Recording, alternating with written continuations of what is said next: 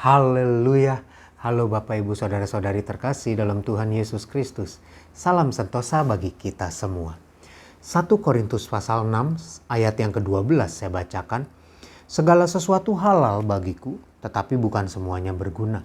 Segala sesuatu halal bagiku, tetapi aku tidak membiarkan diriku diperhamba oleh suatu apapun. Rasul Paulus berpesan kepada jemaat di Korintus bahwa setelah kita dimerdekakan dari dosa, itu memang segala sesuatu halal.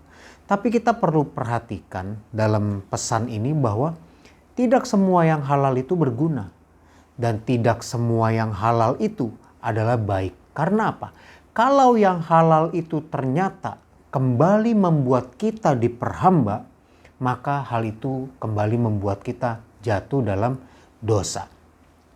Makanya Rasul Paulus berkata, tetapi aku tidak membiarkan diriku diperhamba oleh suatu apapun. Salah satu contoh yang perlu kita perhatikan dan waspadai adalah soal gengsi Bapak Ibu Saudara-saudari. Karena demi gengsi, tanpa sadar orang bisa terjebak ke dalam perhambaan. Dan itu adalah sebuah dosa. Kembali diperhamba oleh sesuatu yang bukan Allah gitu ya. Mari kita baca contoh yang tadi saya bilang di dalam Kisah Rasul pasal yang ke-8 ayat 9 sampai ayat yang ke-13, lalu dilanjut ayat 18 sampai ayat yang ke-21. Saya bacakan Kisah Rasul 8 ayat 9 sampai 13 lebih dahulu.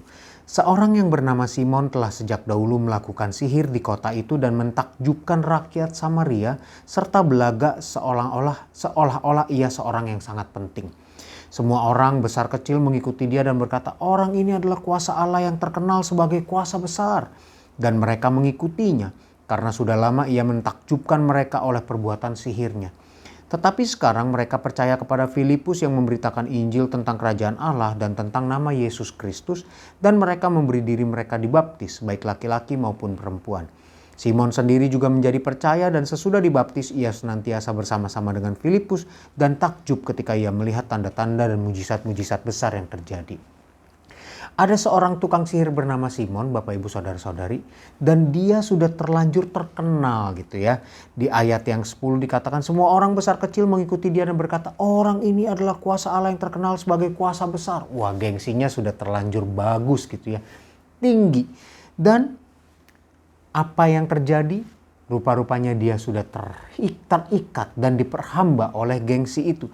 Sehingga ketika ada Filipus di situ yang mulai naik daun, dia ikut-ikutan jadi percaya kepada Tuhan Yesus, lalu dia juga dibaptis. Saya lanjutkan ayat yang ke-18.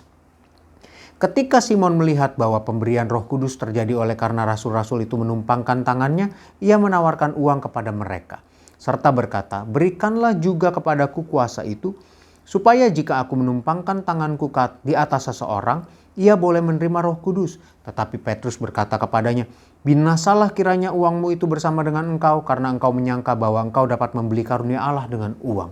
Tidak ada bagian atau hakmu dalam perkara ini, sebab hatimu tidak lurus di hadapan Allah. Kita lihat Bapak Ibu Saudara-saudari, setelah dia jadi Kristen untuk dompleng, istilahnya kalau zaman sekarang ya pansos Bapak Ibu, panjat sosial. Ya, setelah dia dibaptis untuk panjat sosial, rupa-rupanya tidak berhenti. Karena dia sudah diperhamba untuk tetap menjaga gengsinya. Waktu dia lihat bahwa Petrus menumpangkan tangan dan orang penuh Roh Kudus, dia juga mau itu. Lalu dia coba suap atau bayar Petrus supaya dia juga dipenuhi oleh Roh Kudus. Dan itu adalah jahat. Dia sudah diperhamba demi gengsinya, akhirnya dia melakukan segala cara, dia jadi melakukan hal yang jahat. Ya, di ayat yang ke-21, tidak ada bagian atau hakmu dalam perkara ini sebab hatimu tidak lurus. Nah, itu sudah menjadikan dia berdosa. Jadi Bapak Ibu Saudara-saudari, mari kita hidup tanpa perhambaan oleh apapun juga selain daripada Allah. Kita belajar pada hari ini hati-hati dengan gengsi. Karena demi gengsi orang bisa terjebak dalam perhambaan. Tuhan tolong kita semua, waspadalah, waspadalah. Kita berdoa.